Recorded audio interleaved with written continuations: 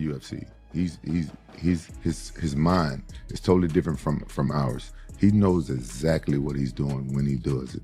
He knows exactly what he's doing. I know he trains that shit. I know that's his defense mechanism. It is. I do poke people in the eyes, and it's very illegal, but I do it. It's like if someone's coming at me. Okay, this is wild. Rampage Jackson, the legendary former UFC light heavyweight champion, just opened up about his brutal fight with Jon Jones, revealing that Jones repeatedly poked him in the eyes, literally even as he tried to brush them away. What's even crazier is he asked the referee for help, but then just kept fighting through the agony, because there was no way he was letting Jones know he was hurting in their championship bout. To ask Jon to keep his fingers out of my eyes, but I was like... You told the ref? Yeah. No way. Yeah, right there during the fight. I never break character in the fight and talk to the ref. But I knew Jon Jones was going to poke me in the eyes. I just knew it. But I still fight. I still fought. I kept going. It's a championship fight. My eye was fucked up, but I didn't want Jon Jones to know that my eye was fucked up. Yeah, I was waiting to see if anybody was gonna say it. I felt it too, you know. I felt like. And get this, Rampage made it crystal clear he believes Jon Jones does these things on purpose. He called Jones the most methodical and strategic fighter to ever step into the octagon, insisting Jones knows exactly what he's doing at all times. To Rampage, those eye pokes and oblique kicks aren't accidents. They're a calculated part of Jon's game to control distance and keep opponents guessing. He even pointed out that Jones has talked about using these moves before, admitting they work, which for Rampage proves they're absolutely intentional. The UFC, his mind is totally different from ours. He knows exactly what he's doing when he does it. He knows exactly what he's doing. I know he trains that shit. I know that's his defense mechanism. It is. It's when you're advancing on him and you get away so that you can't reach me. I don't got this long run. You can't reach me. You know. And I can poke you in the eyes. He's doing it on purpose. He's done interviews about it. And said he did it on purpose? He said, yeah. Stop. He ain't said that. Yeah. I want you to show me the interview where he said, I saw a clip the other day. You can tell. You can look. And he said, and he said it might be illegal stuff like that, but he said, hey, it works. He does it on purpose. Trust me. You really believe he is the most methodical, most strategic fighter that's ever... Despite all the controversy, Rampage still gives Jon Jones major props, calling him one of the greatest fighters of all time.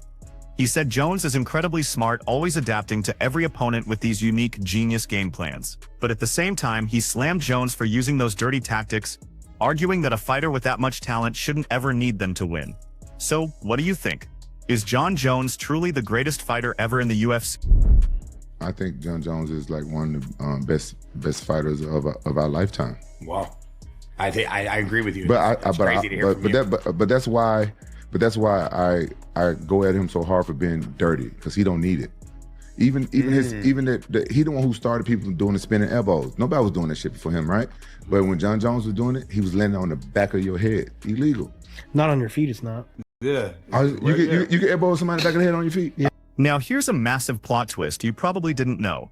Rampage Jackson actually went into that fight against Jon Jones already dealing with an eye injury. He'd been specifically training to counter Jones's infamous eye-poking tactics, focusing hard on defending against them. Knowing Jones's insane reach made it a huge part of his game. Even with all that prep, Rampage admitted Jones's reach and technique still made it an unbelievably challenging fight, showing just how much impact eye pokes can have, even at the highest level of MMA. Yeah, Jon Jones, bitch ass. I came into the fight with an eye poke injury because we were training for that shit, bro. I fought a guy who's known for eye poking. So, Jon Jones. So I brought in this tall ass. So you let them fucking poke you? In training? Yeah. I was trying to get away from it, and he got me one time. Yeah, I trained for it. Oof. Bro. Wait, seriously? He tried to put him in, and he actually did? Bro, I'm telling you, I trained my ass off for that fight, for Jon Jones. I trained my ass off.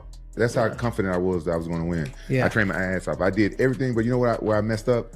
I didn't have a real tall guy with long limbs to do jiu-jitsu with. My friend Tony Moran, he's a big tall. He's probably like 6'6".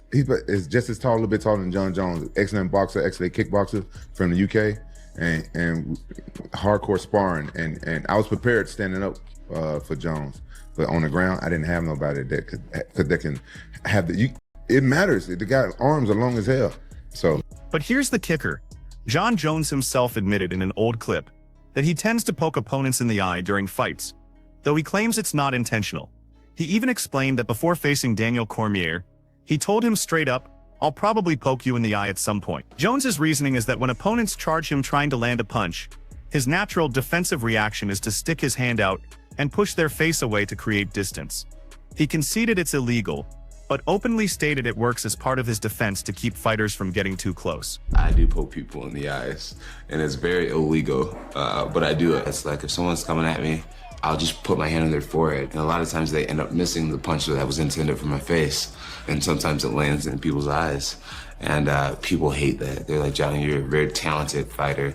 You don't need to use an illegal tactic to be successful." I try to tell people it's not intentional, but now I'm kind of known for it, and it's working. This isn't a new issue, as countless fighters have complained about Jones's eye pokes over the years. And recently, MMA Guru on social media highlighted how Jones literally integrates eye pokes into his fighting strategy, posting about Jones's eye poke attempts being literally a part of his game and calling him a disgusting, pathetic cheat. Now fans are drawing parallels to Tom Aspinall's recent eye poke incident against Cyril Game, suggesting these tactics used by Jones for years are still showing up in different forms across MMA. And speaking of Aspinall, his father Andy Aspinall just gave a genuinely concerned update on Tom's injury, revealing the eye poke caused more damage than fans realized, leading to a tough recovery with ongoing vision issues that are making training incredibly difficult. Andy added that watching his son go through such a heartbreaking situation, especially in such a crucial fight, has been absolutely brutal. And he said it was really bad how it looks, and he said you can't train your eyeball to be stronger. It is what it is. There's protection here and here, but he obviously got no protection because the fingers were straight in. The fight should have been stopped. He couldn't see. It was a foul. He couldn't see.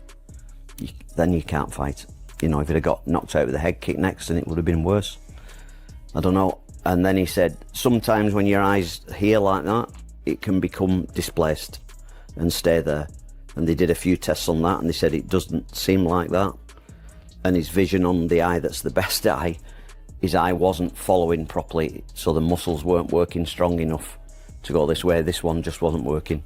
Andy also passionately spoke about how frustrating it is to see eye pokes continue in MMA without any strong intervention from officials. He firmly believes these incidents can completely derail a fighter's career, and that the UFC absolutely needs to step up with better gloves or start handing out much stricter penalties. Fighters dedicate their entire lives to this sport, he argued, and they shouldn't have their chance at greatness stripped away because of something as preventable as an eye injury. For me, everything's about his health. It's not about fighting, that's just what he chose to do as a job. And one of the consequences, you can get hurt. But it's a bad consequence if you lose your sight. And especially by a foul. And the guy who committed that, and I'm not getting at Cyril Gane in any way, it happens a lot in MMA. If you commit a foul with an eye poke, the referee just says, don't do it. Nobody's ever lost a fight because of an eye poke. And I'm not saying somebody should win or lose, it doesn't.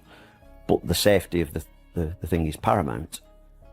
And I'm fed up of saying, if it was somebody else's son, they would say what I say. If your son's fighting, you want him to be as safe as you can.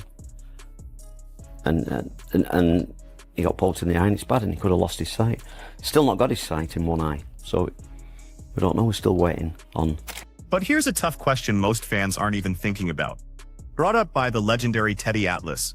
What if Tom Aspinall had been winning the round before that eye poke? Atlas wasn't blaming Aspinall, but he pointed out that in those crucial moments, a fighter's mental state plays a massive role in whether they choose to continue. Still, Atlas made it clear the eye poke was bad enough to stop the fight, and running it back is the only fair option. Adding to this, Dr. Brian Stutterer explained that what happened to Tom Aspinall was a clear foul that could easily cause temporary vision loss, emphasizing that people focus too much on the hospital update, claiming no serious damage, without realizing an eye can look fine, but still not function properly. That double eye poke delivered more than enough trauma to cause major visual impairment, making it impossible for Tom to safely continue.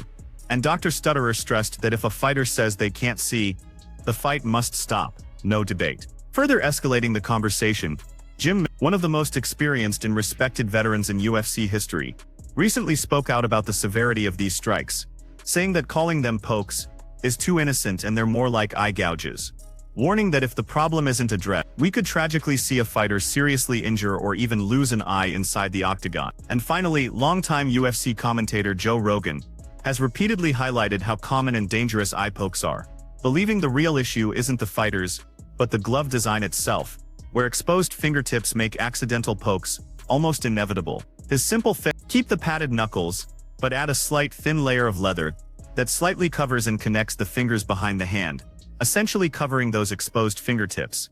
Ultimately, this whole debate about eye pokes goes way beyond just one fighter. It's about the integrity of the sport itself. Every time it happens, it changes the momentum of a fight, sometimes even the outcome.